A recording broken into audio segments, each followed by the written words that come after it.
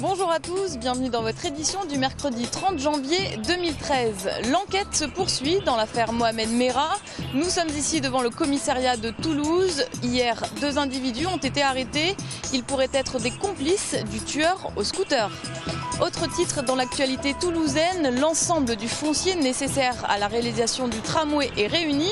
La future ligne en vol reliera l'aéroport de Blagnac d'ici fin 2014. Comment se porte la droite toulousaine? UMP et UDI placent leurs pions sur l'échiquier politique. Reportage dans ce journal.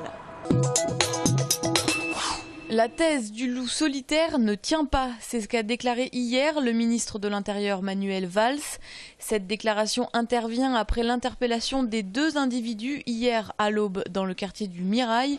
Âgés de 29 et 30 ans, les 2 hommes seraient originaires du quartier des Isards. Soupçonnés d'être des complices, ils seraient proches d'Abdelkader, le frère de Merah. Selon maître Samia Maktouf, l'avocate de la famille d'Ibn Ziaten, toute la vérité doit être faite sur cette affaire. Les familles sont aujourd'hui dans l'attente de cette vérité, d'autant que nous sommes à la veille de l'échéance symbolique d'une année et nous avons besoin. Les familles souhaitent connaître les circonstances exactes des meurtres, des tueries, de l'assassinat de leurs enfants. Mohamed Merah était-il un agent double ? Il faudrait qu'on leur dise clairement en toute transparence. Y a-t-il eu dysfonctionnement grave des services de l'État? Manuel Valls rencontrait par ailleurs les familles des victimes cet après-midi. Ce sont les familles elles-mêmes qui ont demandé à être reçues. La ligne en vol sur les rails. Depuis hier, la SMAT, maître d'ouvrage de Tisséo, possède tout le foncier disponible à la réalisation du tramway vers l'aéroport de Blagnac. Tout, si ce n'est cette maison. Elle appartient à des particuliers et vu sa situation géographique, très près de la route, l'expropriation est inévitable. Les raisons essentielles, il y en a 2 pour cette expropriation donc d'une parcelle privée. C'est d'une part, la création d'une piste cyclable. Une piste cyclable bidirectionnelle, c'est 3 mètres de large, d'après les recommandations donc, que nous avons. Et surtout, c'est au bout de l'avenue de la Técoère. Nous sommes en approche donc d'un carrefour giratoire qui se trouve au-dessus de la rocade, qui s'appelle donc le carrefour Jomaga. Pour pouvoir assurer une fluidité sur ce giratoire-là, il fallait 2 voies en approche de ce carrefour. La maison a été estimée par les services des domaines à 386 000 €. Malgré tout, les propriétaires qui en demanderaient plus et le maître d'ouvrage n'ont pas pu s'entendre sur le prix. Le tribunal administratif s'est prononcé cette semaine, la semaine dernière très exactement, sur le montant des indemnités donc, que nous devions donc, à ces gens-là, qui sont bien évidemment donc, des indemnités à montant conforme au prix des domaines. Ce sont les domaines qui font toujours les estimations de biens privés. Nous, bien évidemment, nous remettrons complètement à l'avis donc, du tribunal administratif. Selon la SMAT sur l'avenue La Técoère, c'est la seule expropriation. 3 autres acquisitions ont été réalisées et une 50aine en tout sur les 2,5 km que comptera la ligne en vol. Les premiers travaux de déviation de réseau, des travaux préparatoires d'eau, de gaz, sont en cours pour une mise en service du tramway prévue fin 2014. Grève demain dans la fonction publique. Les manifestants se rassembleront place du Capitole à 11 h et se dirigeront ensuite vers la préfecture. Ils demandent un moratoire sur les suppressions d'emplois et une augmentation des salaires. Demain, des perturbations sont à prévoir, notamment dans les écoles. 22 sur les 71 que compte la ville devraient être fermées.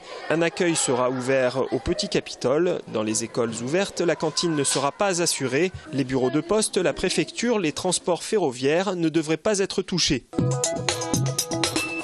Inauguration aujourd'hui dans le quartier Jolimont des nouveaux locaux de la Fondation Agir contre l'exclusion. Ce club d'entreprise implanté dans les grandes villes de France a pour but de promouvoir la diversité, lutter contre la discrimination et favoriser l'inclusion sociale à travers différentes actions. Nous avons face à l'école, donc c'est dans les collèges et lycées des quartiers sensibles où nous essayons de sensibiliser ces jeunes sur le monde ou les ouvrir sur le monde de l'entreprise parce qu'ils méconnaissent totalement le monde de l'entreprise.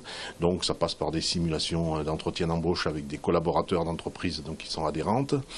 Ça passe par des stages, par des visites d'entreprise. Et voilà. Donc, et là, c'est 350 à 400 tous les ans. L'action face à l'emploi permet, elle, chaque année à Toulouse, à 250 personnes de retrouver un emploi. Une opération de médiation sociale est en développement avec Face au quotidien. Elle devrait permettre de réduire la précarité énergétique pour les publics les plus fragiles. Lundi, le groupe Toulouse pour tous a déclaré par voie de communiqué de presse que les divisions de l'opposition faisaient le jeu du PS. Le groupe, mené par Jean-Luc Moudenc, demande donc à la droite de s'unir afin d'espérer remporter les municipales de 2014. Pour l'UDI, le temps est à l'élaboration des projets.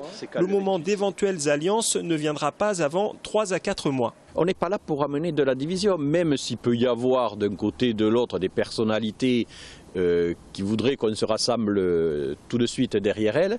Ce n'est pas le but du jeu d'une municipale et de la politique telle qu'on l'entend à l'UDI. On travaille d'abord sur un projet et ensuite, bien sûr, viendra le temps des discussions, des négociations, des ententes pour gagner Toulouse en 2014. Ce n'est pas tant les personnalités qui comptent. Ce qui compte surtout, c'est l'équipe et le projet. Les Toulousains, de savoir si ça va être Pierre, Paul ou Jacques, c'est surtout avec quelle équipe, Christine de Vérac ou Jean-Luc Moudenc, mais nous on est derrière Christine de Vérac, vont mener cette liste et quel projet ils auront pour Toulouse. Pour Jean-Jacques Bolzan, une liste commune dès le premier tour est primordiale pour battre la gauche. Reste donc à déterminer qui mènera cette liste.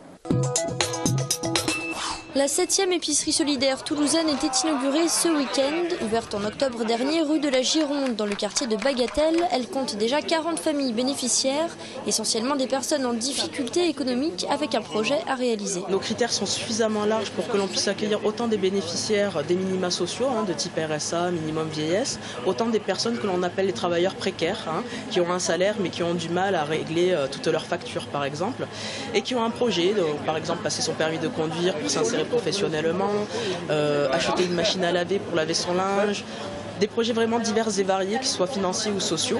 Les prix de revente des produits proposés sont à 10 ou 30% des valeurs réelles marchandes, ce qui permet aux familles, selon l'association, d'économiser jusqu'à 90% sur leur budget. Le but premier reste cependant de créer du lien social entre des personnes en souffrance et souvent isolées.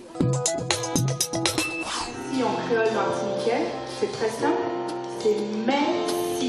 Un voyage initiatique à la découverte des peuples et des cultures, c'est ce que propose pour la 15e année d'affilée la valise du Rio Loco. À l'intérieur, un tas de rendez-vous et de thématiques autour des Antilles destinés au jeune public. Un premier atelier sur ce mois de janvier, la musique, découverte en rythme sur la scène du théâtre des Mazades. Le son grave, c'est quand je tape au milieu du tambour. Voilà, on visite donc les îles en présentant des styles musicaux différents et on fait un petit focus sur la Guadeloupe où Arnaud nous présente des rythmes de gros cas.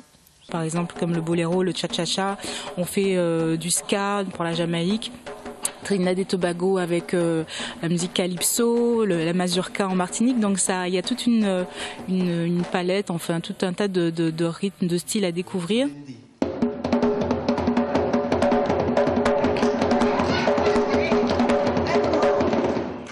Des rythmes qui ont fait la joie des bambins. On a voyagé dans le monde des Caraïbes. Et en plus, on a eu un billet gratuit. Moi, j'ai aimé quand ils jouaient du tam-tam. C'était très bien. La valise du Rio Loco continue son voyage. Prochaine escale en février à la médiathèque.